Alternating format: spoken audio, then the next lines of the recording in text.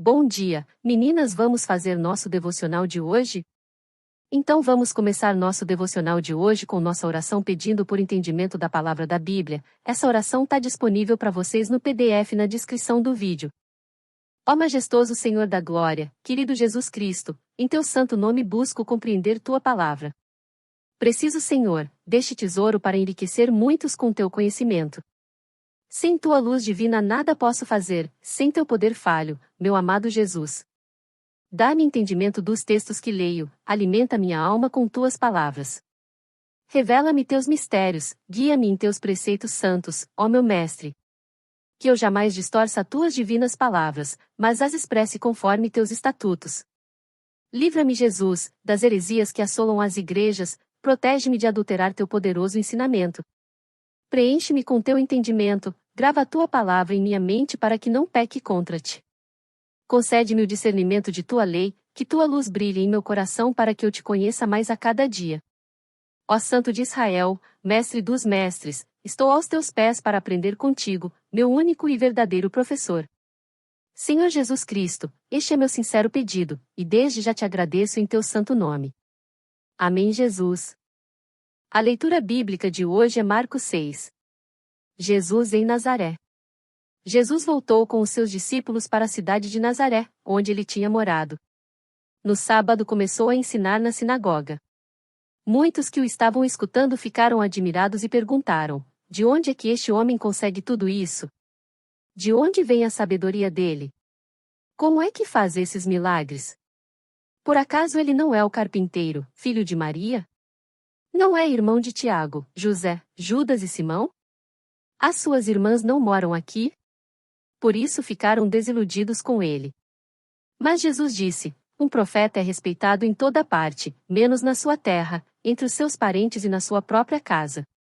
Ele não pôde fazer milagres em Nazaré, a não ser curar alguns doentes, pondo as mãos sobre eles.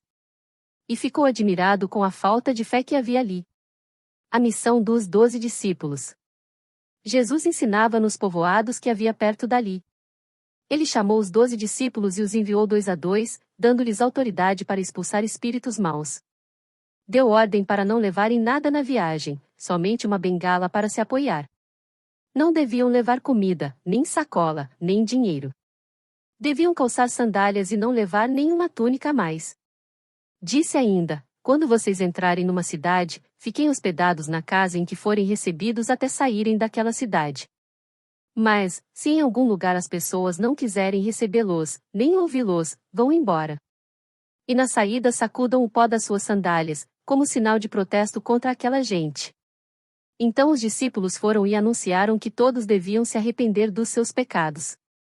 Eles expulsavam muitos demônios e curavam muitos doentes, pondo azeite na cabeça deles. A morte de João Batista. O rei Herodes ouviu falar de tudo isso porque a fama de Jesus se havia espalhado por toda parte. Alguns diziam: esse homem é João Batista, que foi ressuscitado. Por isso esse homem tem poder para fazer milagres. Outros diziam que ele era Elias. Mas alguns afirmavam: ele é profeta, como um daqueles profetas antigos. Quando Herodes ouviu isso, disse: ele é João Batista. Eu mandei cortar a cabeça dele, e agora ele foi ressuscitado. Pois tinha sido Herodes mesmo quem havia mandado prender João, amarrar as suas mãos e jogá-lo na cadeia. Ele havia feito isso por causa de Herodias, com quem havia casado, embora ela fosse esposa do seu irmão Filipe. Por isso João tinha dito muitas vezes a Herodes: pela nossa lei você é proibido de casar com a esposa do seu irmão. Herodias estava furiosa com João e queria matá-lo. Mas não podia porque Herodes tinha medo dele, pois sabia que ele era um homem bom e dedicado a Deus. Por isso Herodes protegia João. E, quando o ouvia falar, ficava sem saber o que fazer, mas mesmo assim gostava de escutá-lo. Porém no dia do aniversário de Herodes apareceu a ocasião que Herodias estava esperando. Nesse dia Herodes deu um banquete para as pessoas importantes do seu governo, altos funcionários, chefes militares e autoridades da Galileia. Durante o banquete a filha de Herodias entrou no salão e dançou. Herodes e os seus convidados gostaram muito da dança.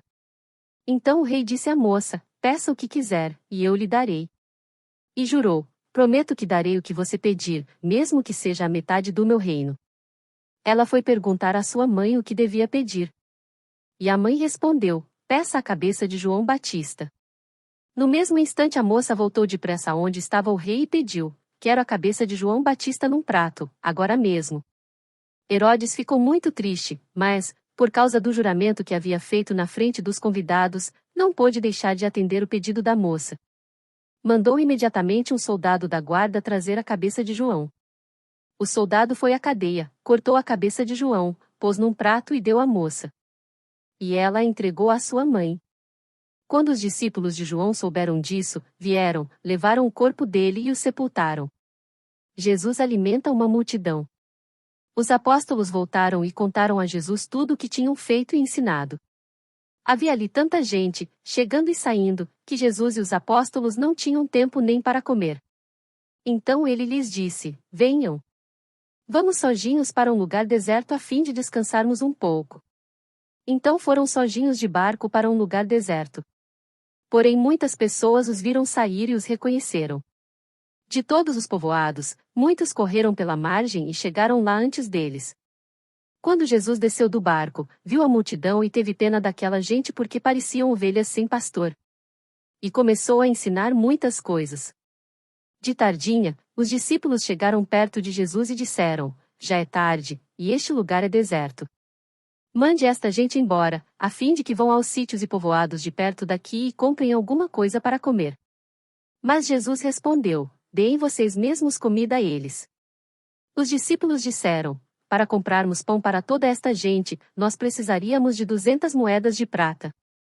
Jesus perguntou: quantos pães vocês têm? Vão ver. Os discípulos foram ver e disseram: temos 5 pães e 2 peixes. Então Jesus mandou o povo sentar-se em grupos na grama verde. Todos se sentaram em grupos de 100 e de 50.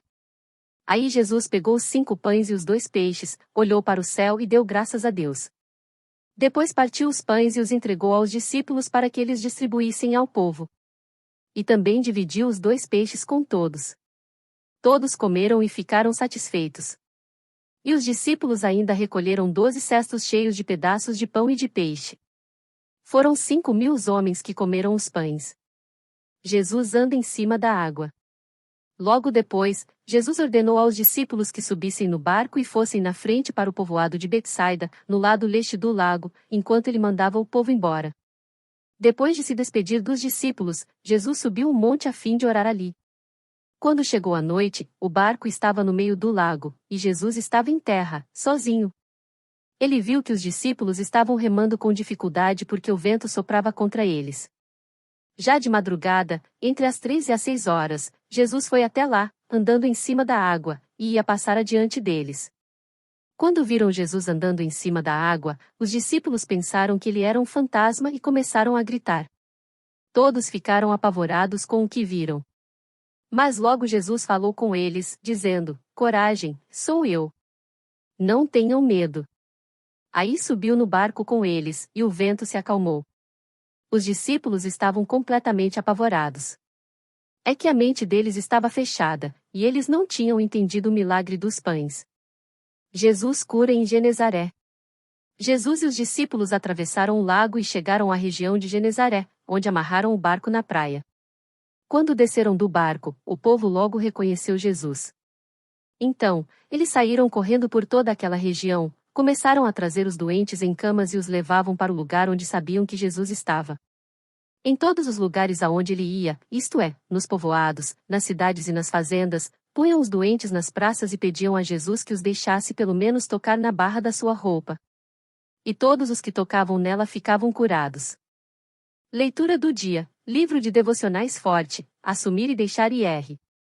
Se confessarmos os nossos pecados, ele é fiel e justo para perdoar os nossos pecados e nos purificar de toda injustiça.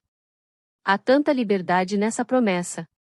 Quando confessamos nossos pecados, ele não apenas perdoa, mas nos purifica das consequências de nossas escolhas.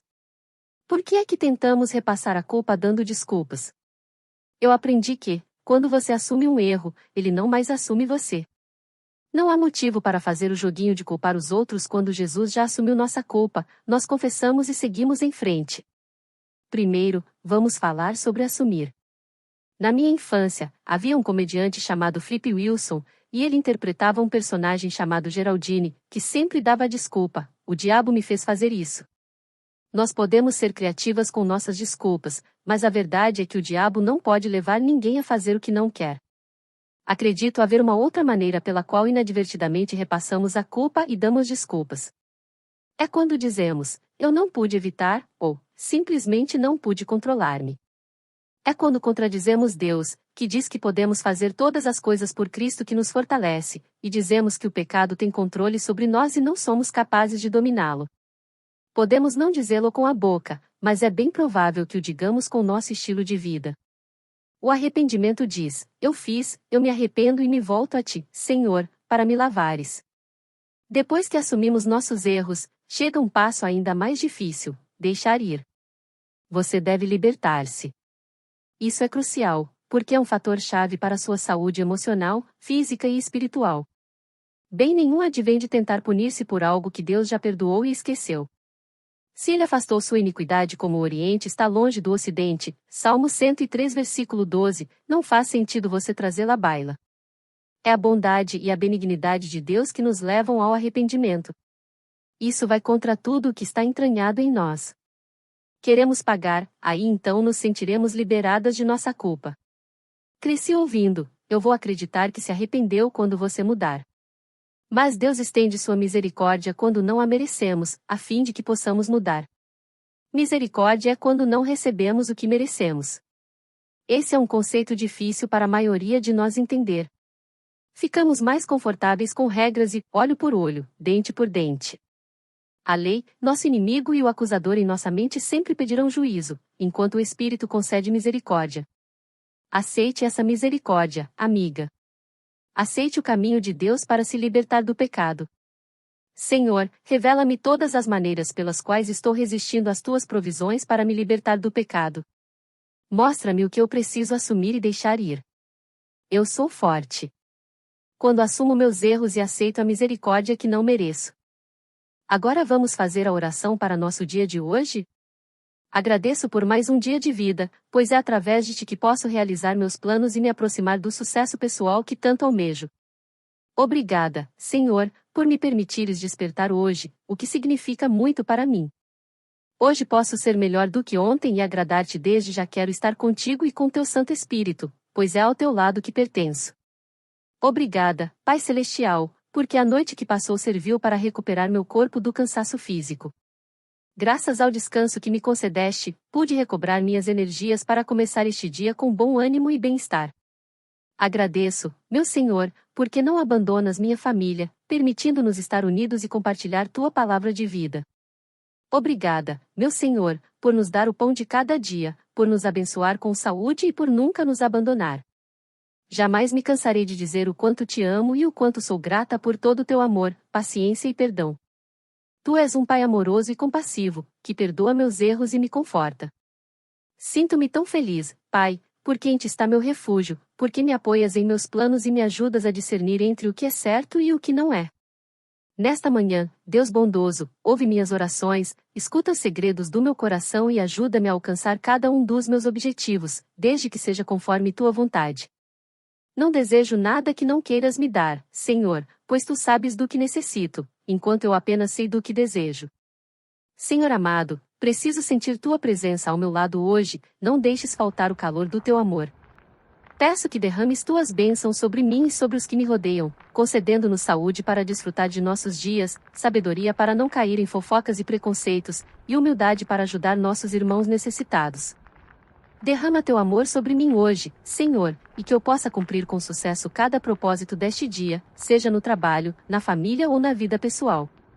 Protege-nos, Pai eterno, neste mundo que se perde a cada dia, cobrindo-nos com teu manto para que o mal não nos atinja e para que nossos inimigos não nos vençam. Fica comigo hoje, Pai amado, que seja teu Espírito a guiar minhas decisões, a me dar força e a me conduzir vitoriosa ao final do dia. Tu és fonte infinita de amor, e em ti deixo toda a minha vida. Agradeço e peço tudo isso em nome de teu sagrado Filho, nosso Senhor Jesus Cristo. Amém.